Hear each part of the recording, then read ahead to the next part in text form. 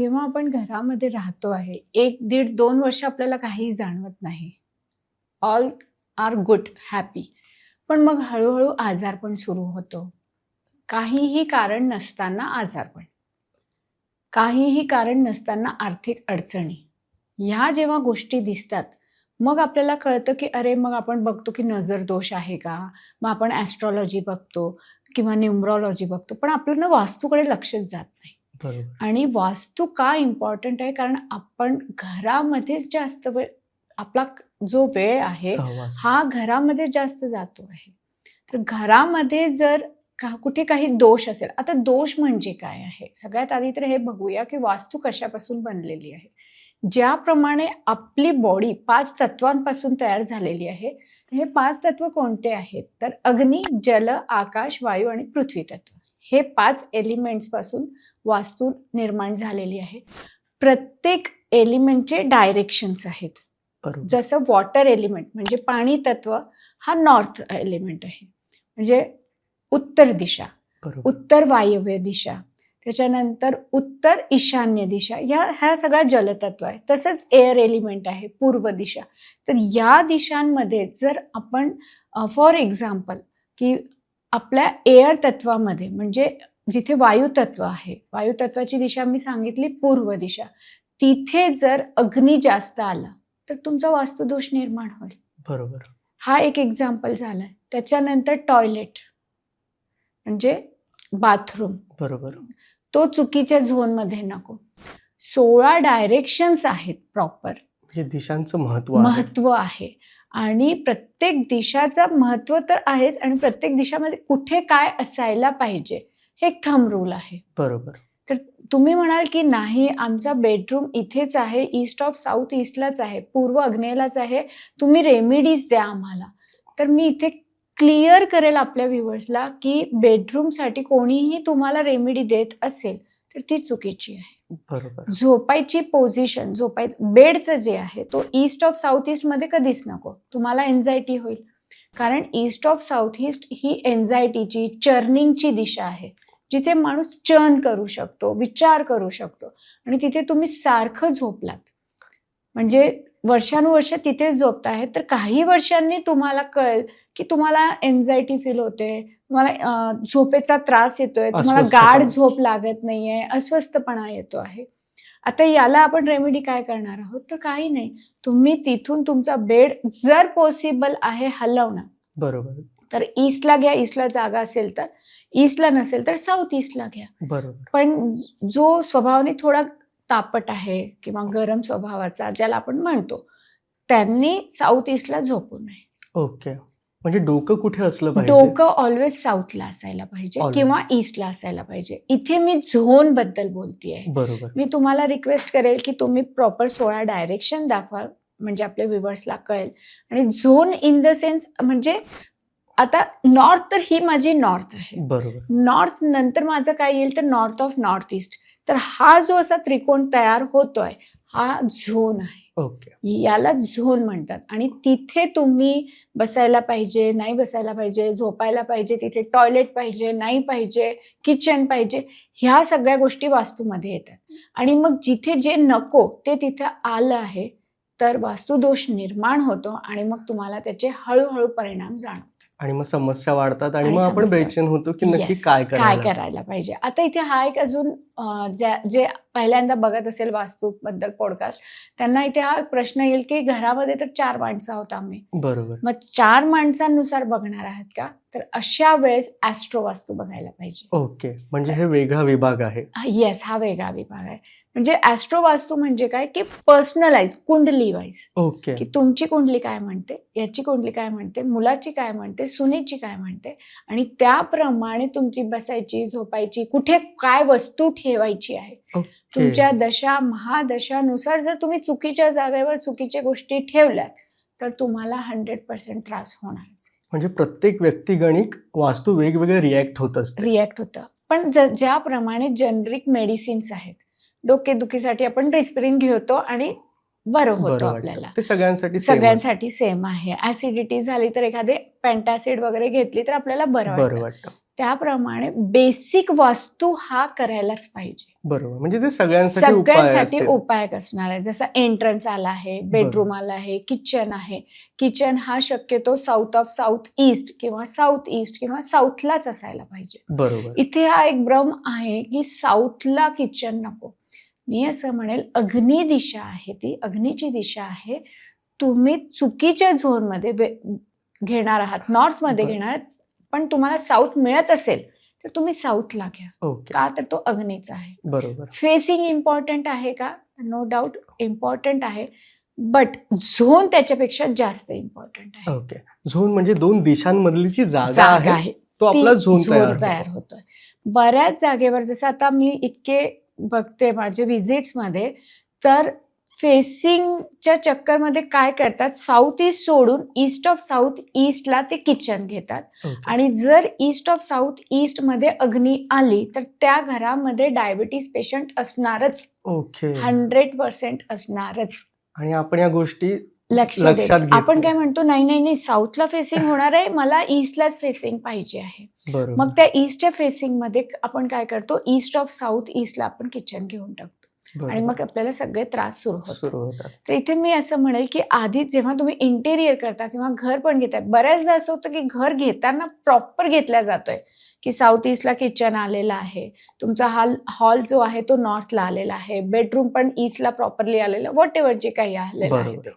पण जेव्हा इंटेरियर आपण करतो ना त्यावेळेस चुकीचे इंटेरियर करतो. नॉर्थला रेडिश कलर घेऊन टाकतो. ओके. म्हणजे ईस्टला आपण व्हाईट कलर घेऊन टाकतो. म्हणजे रंगांचा प्रभाव सुद्धा असतो आणि मग त्याच्याने पण वास्तुदोष निर्माण होतो. ओके. कारण आपले बरेच व्ह्यूअर हे म्हणतील आम्ही तर घर वास्तूप्रमाणे केलेलं आहे, मग आम्हाला गाव त्रास आहे. ओके. तर तुम्ही बनवताना बनवलंय, बनवलं. पण इंटरनल जे आहे बरोबर, ते तुम्ही इंटेरियर महत्त्वाचं. चुकीचं केलेलं आहे तुम्ही, आणि त्यामुळे मग तुम्हाला वास्तुदोष निर्माण होतो आणि त्रास सुरू होतो. आता मग याच विषयावर मला एक प्रश्न विचारायचा वाटतोय की रंगांचा प्रभाव पडतो असं आपण पाहिलं, Yes. तर मग सगळ्या रूम्सला सारखा रंग असला पाहिजे की कोणते असे रंग आहेत की ज्यांच्यामुळे सकारात्मक ऊर्जा वाढीस Yes. लागते? आता पूर्ण घरामध्ये मी प्रत्येक वेळेस एकच म्हणते की पूर्ण घरामध्ये एकच कलर ठेवा. ओके. हा युनिव्हर्सल होईल. मग तो व्हाईट असू दे, ऑफ व्हाईट असू दे, बेच असू दे, पिंक असू दे, तुम्हाला जो आवडेल.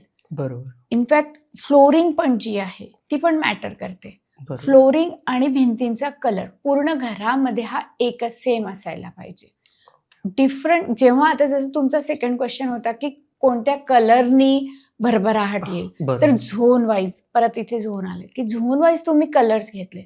आता कलर कोणत्या फॉर्म मध्ये तुम्ही यूज करणार, तर फर्निचरच्या फॉर्म मध्ये. बरोबर. म्हणजे हॉलमध्ये जर हॉल तुमचा नॉर्थला आलेला आहे, उत्तर दिशेला हॉल आलेला आहे, तर तिथे रेड कलरचा सोफा नका यूज करू ओके. किंवा बेज कलरचा सोफा नका यूज करू, तुमचा मनी ब्लॉक होईल. ओके. तुम्ही तिथे मोरपंखी आहे, ब्लू शेड आहेत किंवा थोडाफार ग्रीन शेड आहेत, तो तुम्ही तिथे यूज करा.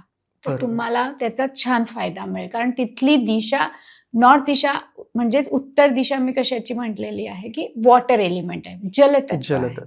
तर जलतत्वाच्या झोनमध्ये जर जलतत्वाचेच कलर आपण ठेवले तर ओके. आपल्याला त्याचा छान फायदा होऊ शकतो. तसंच मग साऊथमध्ये ब्लू अँड ब्लॅक नको. ओके. म्हणजे साऊथ पार्टला साऊथ झोन दक्षिण दिशा, हा. दक्षिण आग्नेय दिशा, या दिशांमध्ये आपल्याला निळा आणि काळा कलर नको आहे. मग इथे आपण कोणता घेणार आहोत, तर आपण इथे रेड घेऊ शकतो, ऑरेंज घेऊ शकतो. बरोबर. हे कलर्स आपण यूज करू शकतो. हे झालं नॉर्मली.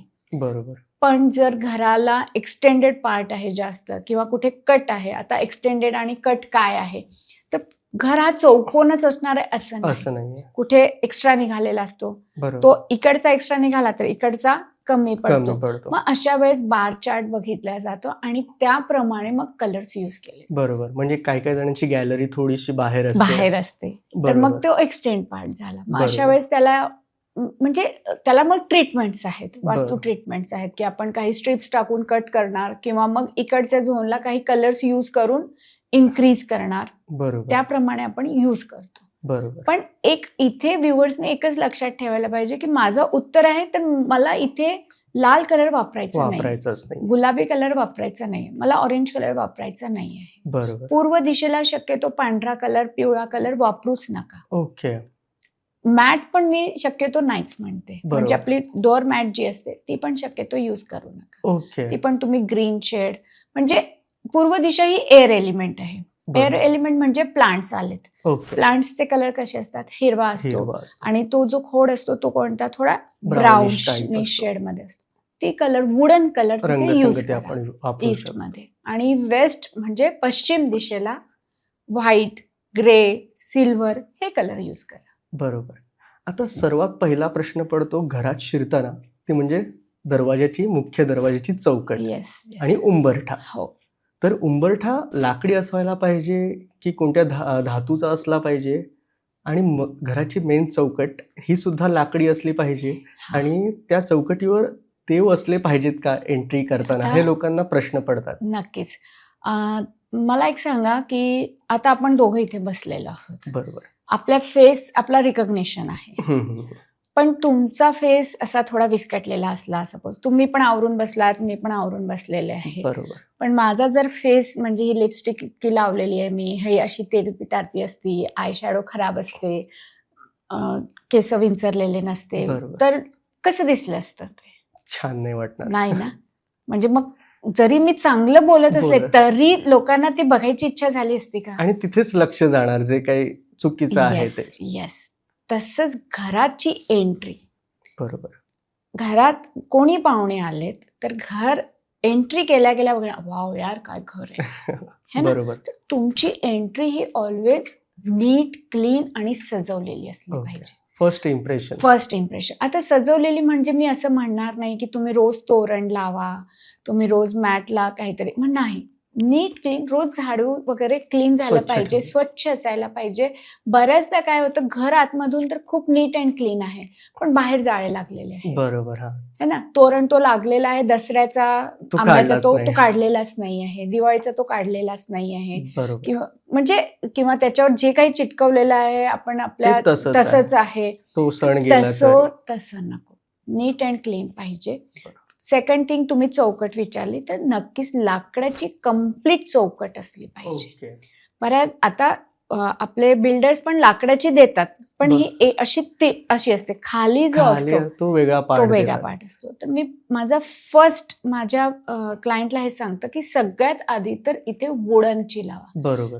कोणतीही चालते, असं नाही आहे की मला हाच उंबरठा पाहिजे किंवा याचाच याच झाडाचा पाहिजे, त्याच झाडाचा पाहिजे, असं काही कंपल्सन नाही आहे. बरोबर. तुम्हाला जसं जमेल ते तुम्ही तिथे उंबरठा लावू शकता.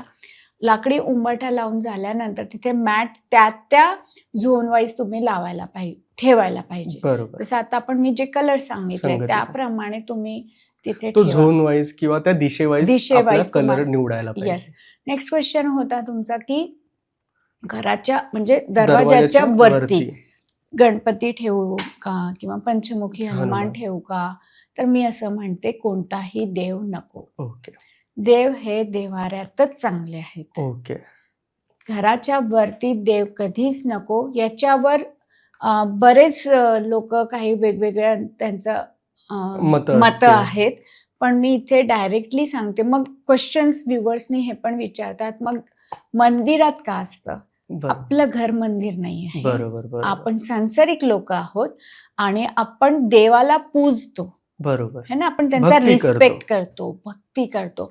तो बाहेर बसला आहे, त्याला महिनाभर तुम्ही पुसत नाही. बरोबर. मग तो त्या मावशींना सांगितलं तर ती त्याच घाण कपड्याने त्याला ते करेल, तर इट्स टोटली रॉंग. त्याच्यावरून खालून आपण जाणार आहोत, which is also totally wrong. देव फक्त देवघरातच पाहिजे, तिथे बिलकुल नको. तुम्ही त्याचं प्रतिबिंब म्हणून स्वस्तिक, त्रिशूल, ओम आपला जो दार असतो त्याच्यावर तुम्ही लावू शकता. आता स्वस्तिक, ओम, त्रिशूल हे तुम्ही जर तुमचा नॉर्थ डायरेक्शनला असेल तुमचा दरवाजा हा नॉर्थला असेल तर तुम्ही सिल्वरचं लावा. ओके. आता सिल्वर तर खूप महाग आहे, तर जे व्हाईट सिल्वर वगैरे येतं किंवा सिल्वर कोटेड व्हॉट एव्हर, जसं तुम्हाला जमेल तसं रंगसंगती तशी असायला पाहिजे. किंवा व्हाईट कलरचं लावा. बरोबर. तो एक लावू शकता. साऊथला असेल तर कॉपर लावा किंवा रेड लावा, म्हणजे दक्षिणेला असेल तर. पूर्व दिशेला असेल तर तुम्ही परत व्हाईट लावू शकता किंवा सिल्वर वगैरे यूज करू शकता. आणि ईस्ट असेल तर वुडन मध्ये लावा. ओके. तर घरामध्ये नक्की भरभराट होणारच आहे. आता तुम्ही म्हणालात की देव हे फक्त देव्हाऱ्यातच असले पाहिजे, म्हणजे Yes. घरामध्ये. येस. तर खूप जणांना असा प्रश्न पडतो की मग देव्हाऱ्याला मंदिरासारखे कळस असायला हवेत का? कारण बऱ्याच जणांच्या घरामध्ये जे मंदिर असतं, देवालय असतं, हा. त्याला कळस असतात. हो. आणि अजून एक प्रश्न आहे त्याच संगतीने, की देवांची संख्या किती असली पाहिजे आणि एखादपेक्षा जास्त एकच देवांची मूर्ती किंवा फोटो असला तर चालतं की नाही नाही चालत? चालत. सगळ्यात आधी तर देवाला कळस, देवघराला कळस, देवघराला. देवघराला जो कळस आहे तो जो मंदिर असतात, बाहेर आपले जे मंदिर आहेत त्याला असावे. बरोबर. आपल्या घरामध्ये जे देवघर आहेत शक्यतो त्याला कळस असू नये. असू नये. का असू नये? तर कळस जो असतो ना हा एनर्जी अट्रॅक्शन करतो. ओके. तर एनर्जी मग पूर्ण तुमची त्या घरातली जी पॉझिटिव्ह एनर्जी आहे ती त्या कळसावर येईल. म्हणजे एकाच जागी केंद्रित होईल. Yes yes. तर तिथे नको आहे आपल्याला. मंदिर जो काही आहे ना आपला, हा वरून हा प्लेन असायला प्लेन पाहिजे. असायला पाहिजे. म्हणजे थोडा असा असेल पिरामिड शेपचा तर इट्स ओके आहे, काही प्रॉब्लेम नाही. बरं. पण कळस नसावा त्याला.